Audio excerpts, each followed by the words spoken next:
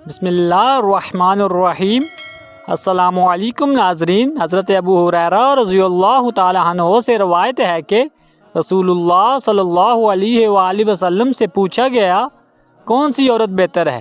آپ صلی اللہ علیہ وآلہ وسلم نے فرمایا وہ عورت کہ جب خاوند اسے دیکھے تو وہ اسے خوش کر دے، اور جب اسے کوئی حکم دے تو وہ اس کی اطاعت کرے، اور اپنے نفس اور مال میں اس کی مخالفت نہ کرے جسے وہ ناپسند کرتا ہو۔ ایک خاتون آئی کہ میری شادی ہو رہی ہے، میرے اوپر میرے خاوند کا کیا حق ہے؟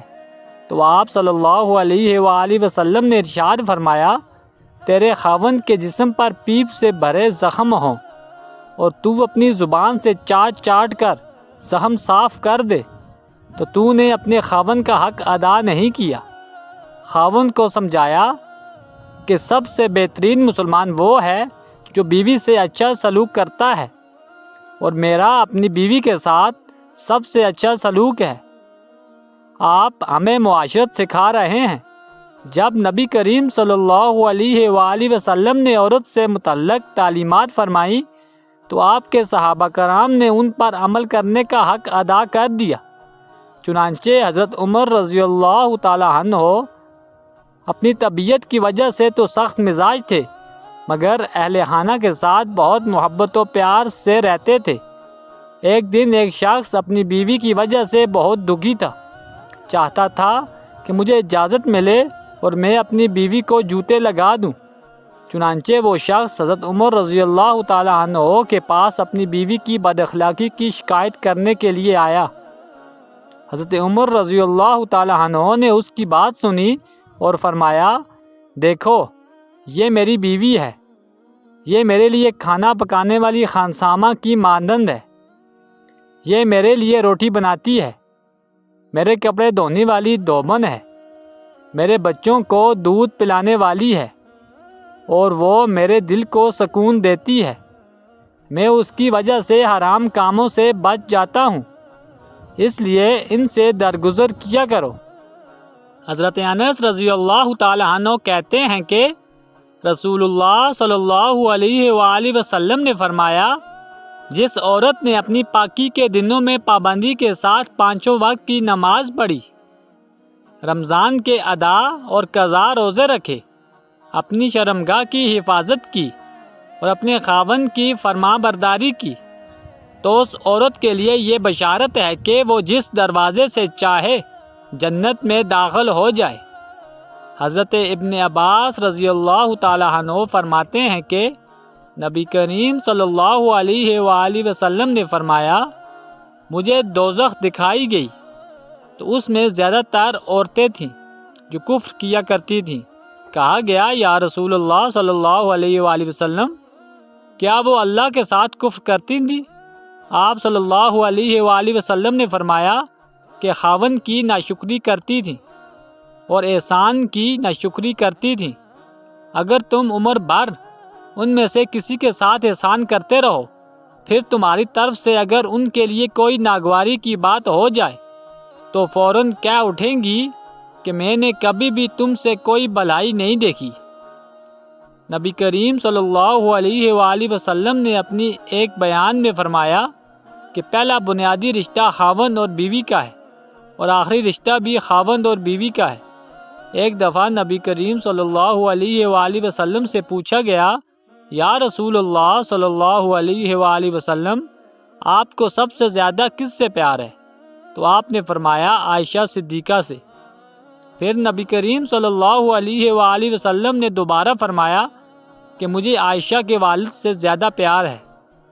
حضرت عائشہ صدیقہ رضی اللہ تعالی عنہا چھوٹی عمر کی تھی، اس لیے نبی کریم صلی اللہ علیہ وآلہ وسلم انہیں آٹا گوندھ کر دیتے تھے۔ جب انہیں آٹا گوندھنا آ گیا تو پھر چھوڑ دیا۔ نبی کریم صلی اللہ علیہ وآلہ وسلم آپ کو اپنے سامنے بٹھا کر اپنے ہاتھوں سے لقمے بنا کر کھلاتے تھے۔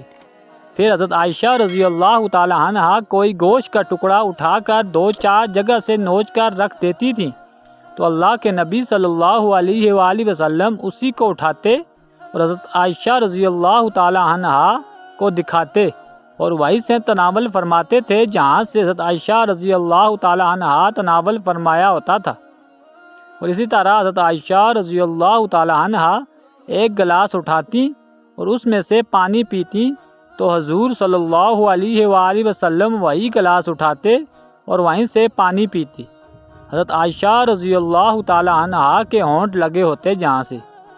یہ سب میرے نبی صلی اللہ علیہ وآلہ وسلم کی معاشرت ہے، یہ میرے نبی صلی اللہ علیہ وآلہ وسلم کی زندگی ہے۔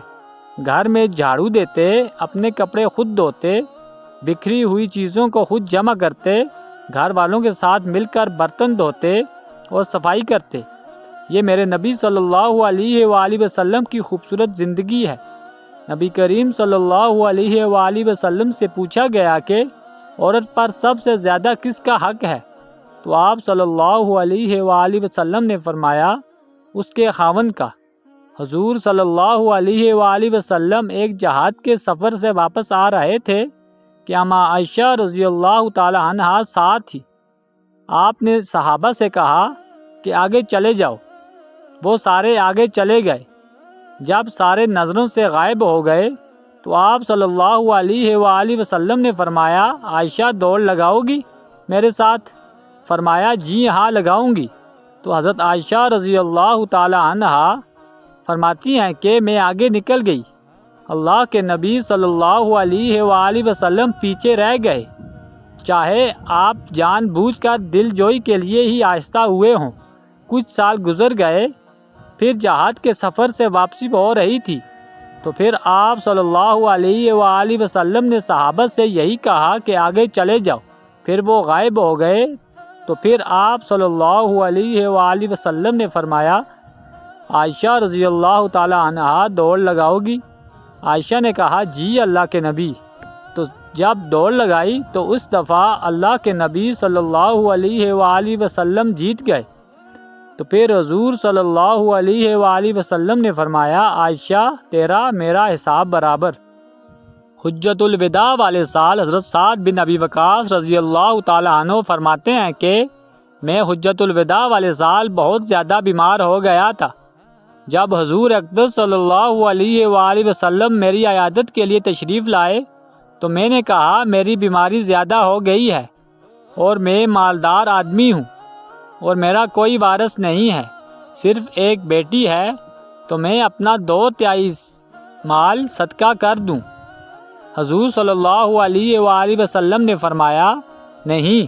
میں نے کہا آدھا مال صدقہ کر دوں۔ حضور صلی اللہ علیہ وآلہ وسلم نے فرمایا نہیں۔ میں نے کہا کہ 1/3 مال حصہ صدقہ کر دوں۔ آپ صلی اللہ علیہ وآلہ وسلم نے فرمایا 1/3 مال صدقہ کر دو۔ آپ نے فرمایا تم اپنے ورثاء کو مالدار چھوڑ کر جاؤ، یہ اس سے بہتر ہے کہ تم ان کو فقیر چھوڑ کر جاؤ۔ نبی کریم صلی اللہ علیہ وآلہ وسلم نے فرمایا اگر کوئی شوہر اپنی بیوی کو صحبت کے لیے بلائے اور وہ عورت نہ آئے تو رات سے لے کر صبح تک فرشتے ایسی عورت پر لعنت بھیجتے رہتے ہیں۔ اللہ تعالیٰ تمام عورتوں کے نصیب اچھے کرے، آمین۔ ناظرین، اگر آپ کو ہماری ویڈیو اچھی لگی ہو تو اسے لائک کریں اور مزید ایسی اسلامی ویڈیوز کے لیے ہمارے چینل کو لازمی سبسکرائب کریں۔